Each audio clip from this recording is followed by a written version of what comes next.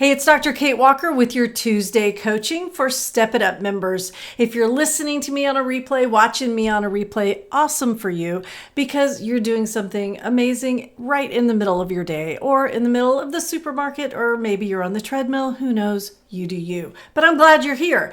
In fact, this is actually a pre-recorded training, so even Step It Up members are getting the YouTube link today. So my apologies for that. As of today, this is the day I'm recording. I'm actually in Ireland with my husband, so it's super cool.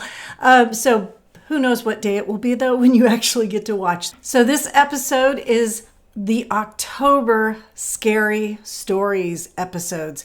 I love this time of year. I love the spookiness. I love the fallness of it. Now in Central Texas, we may or may not get a respite from the heat, but it's fine. It's great. I'm looking outside. It's a beautiful sunny day. It is not too hot out, so yay. This episode is scary stories about the board. Now, if you are just joining me and you were like, dying to hear some juicy complaint stuff, you're going to be disappointed.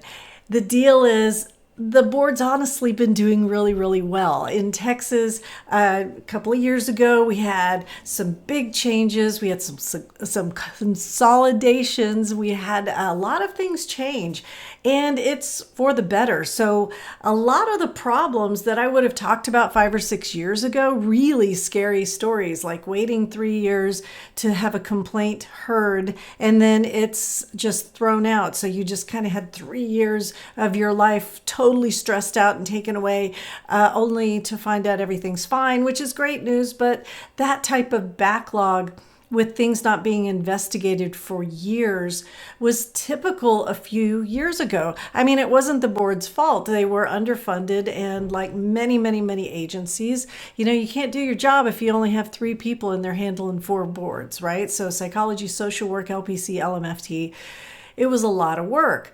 Well, fast forward, we have a great board, and they have solved many problems that we used to see. But I will be talking about a few things that were brought up this morning. We have our Texas Supervisor Coalition monthly workshop that folks can attend, anybody can attend. And our speaker this morning was the amazing Kenda Dalrymple from Austin, Texas. She's an attorney, and she has worked with our boards for a long time.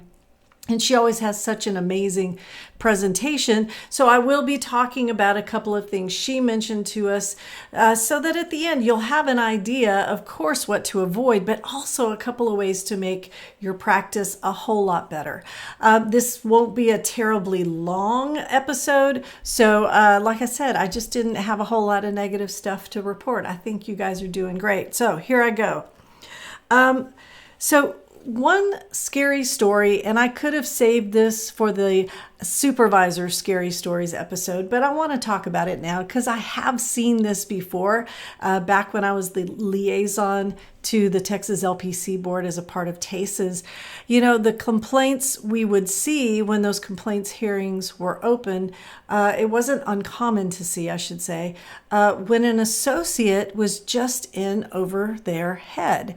And so that is still an issue. If you take the Kate Walker training, 40-hour training to become an LPC or LMFT supervisor in Texas, I talk about the developmental model again and again and again. I hit you over the head with the developmental model, right? We can only expect our level 1s to be level 1s until they exhibit level 2 behavior that we have measured through an assessment, right? So we are monitoring our supervisees so that we know when they are ready for those difficult cases. And so for those of you who say own a practice that works with these specialized complex cases, and you're like, but Kate, I want to bring on associates. Well, you can.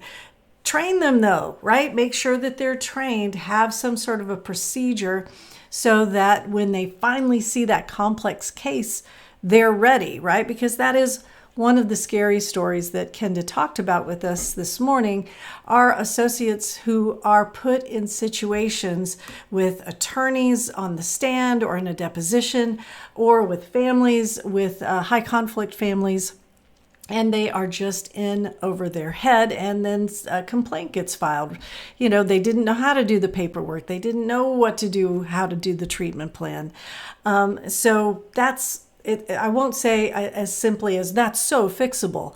But y'all, if you just take the time when you bring on your associate to make sure that they're trained properly before they take on those heavy duty cases, you can save yourself a lot of headache later. And if you're an associate listening to me, I want you to think about that, right? If you get this amazing job opportunity in a spot that has the diagnosis you've been dying to work with, but then you get there and there's no training protocol, or they're like, here's your clipboard and your pen, have a great day. Think about that. Really think hard about that, and make sure you go to your supervisor and be honest with them if you feel like you need a little bit extra training, right? This can only come back and bite you if things go south.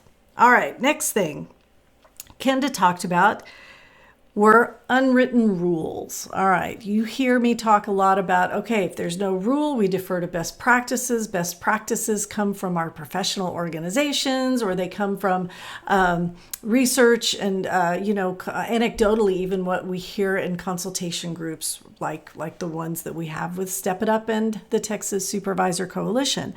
So unwritten rules were referring to the things that we kind of take for granted. Like, did you know that supervision contracts are not required in the rules?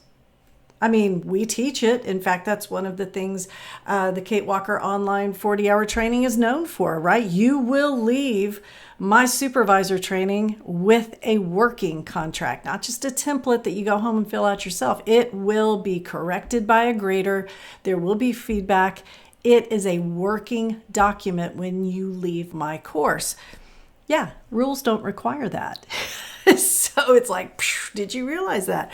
Well, as Kenda mentioned this morning, though, if you get in trouble and they go through your supervision file and they don't see that non-state paperwork, right? Because there is, of course, state paperwork that you must fill out, turn in. But that contract is best practices, and they will notice in a negative way if you somehow appear before them for a complaint and they go through the file and there's no supervision contract. So that's what Kenda referred to as an unwritten rule. You got to do it, even though in the rules it doesn't necessarily specify that. The idea of how long to keep supervisee notes. Now, a few years ago, don't know how many, they specified how long to keep supervisee notes. Well, that's no longer in LPC, LMFT, and I'm pretty sure social work. So how long do you keep them? Well, unwritten rule is the same amount of time that you must keep your client records. And as of this recording, that's 7 years or 5 years past the age of majority, right? Age 18. So hanging on to those supervision notes, making sure your supervisees leave with a copy of their note. Unwritten rule, right? Nowhere does it say they have to have a copy, but that's best practices, making sure that your supervisee has a copy. Another sort of, scary story is the idea of being grandfathered in when CEs are changed. Yeah, that's not a thing. So we had some pretty major overhauls for LPC in 2024, or that became effective January 1st, 2024. And everybody was like, oh no, I can't comply. What do I do? Maybe they'll grandfather me in. Nope, doesn't work like that. The day the rule goes live, and it even said in last year's version of the rules, this rule will go live January 1st, 2024, or whatever date it was, that's the day you have to comply, right? I know a couple of years ago, the LMFT board came out with a rule that you had to have 14 hours, I think, of technology-assisted services specific CEs.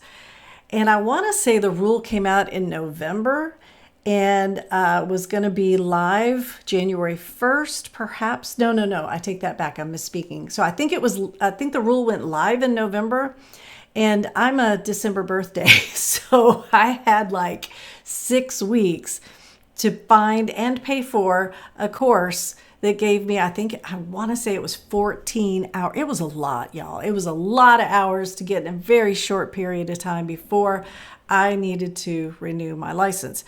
So that can be very scary for us, those of us who are maybe caught off guard because we hope there's a grandfather clause, but there is not. All right. One of the things, because I want to talk about solutions today, one of the things Kenda talked about as not a solution if you've messed up, but just to have peace of mind is to have good liability insurance. The scary stories about, my associate works at an agency and they provide the liability insurance. Yeah, that's great, but what if it turns into a lawsuit on top of the complaint, right? It just can go on and on and on. And so she recommended that having your associates get their own policy is a very, very good idea. I think she said even adding them to your insurance or having them add you to their insurance, their liability insurance. And she talked about some great ways to make sure the insurance that you have, and she did mention a name, but I'm not going to mention it here because it's public, it's live, and I don't want anybody thinking I'm advocating for a particular company or that I don't like a particular company, although that's true. But anyway, beside the point, you have some things that you can check to see. So will they cover your attorney on the front end, or are they like, let us know how it turns out and we'll pay you, 30 cents on the dollar when the case is finished. And oh, by the way, then we're going to just raise your rates through the roof because you actually use the insurance that you pay for, right? So asking the same questions you might ask of your auto insurance, right? Especially if you have a teenage driver, right? I'm getting insurance because I may have to use it. Don't give me a $10,000 deductible, right? So ask those types of questions. Will you pay for an attorney when I find out I have a complaint? Or are you going to just make sure I have one after the fact and I'm almost bankrupt because I've had to pay on my own? So speaking of complaints, and this is what I'm going to close with, and I thought kind of twice about this because I like to end on a positive note, but this is really important. And this is sort of near and dear to my heart for a very weird reason, but many of you who have worked with us through email will definitely understand.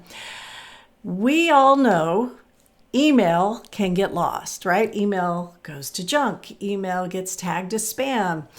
Well, the new complaint process in Texas as of this recording, it's being rolled out, is if you have a complaint filed against you, they are now going to notify you via email. And the way Kenda put it is this email looks very, very spammy because it is going to come from the investigator. And I don't keep track of the investigator names. I'm sure they're wonderful people, but I don't know who they are. And they're not uniform emails. They may have the letterhead of the state, but they don't come in a specific form. So it could be a Word document even that's emailed to you detailing the complaint. So, as a business owner who relies very, very heavily on email, I could see where this could go wrong in a whole lot of ways. And Kenda expressed the same concern.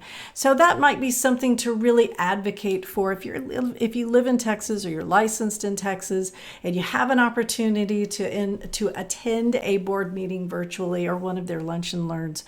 This might be a great thing to advocate for. The postal system just isn't reliable enough, even with certified mail. And that's the dilemma, right? They wanted to make sure that not only were these notices going out, but they were getting received. And so the email, I don't know how that really solves the received part, but this is happening. Okay. So just be aware, check your spam mail, check your junk mail. And if you see something from the state, check it out to make sure it's true, because anything can get spoofed, can it? I just saw a training on that like 30 minutes ago. So yeah, anything can be spoofed. So make sure that you ask if you have questions, but just be aware that complaint process is changing. All right. that's pretty much it. Those are my scary stories from the board. So I know I'm happy about that. I love it that our board is getting more streamlined. Tune into the episode about and for supervisors, though, because I will go into a little bit more detail on these complaints specifically about supervision, because supervisors, you're in that position of the shared liability, and oh my gosh, well, I'm liable for this other person, and how do I keep track of all that? What do I have to keep track of? And so she had some really good ideas, especially regarding keeping track of things like website copy. So, all right, guys, I will see you live the next time, and have a wonderful day. Thanks for watching the YouTube video.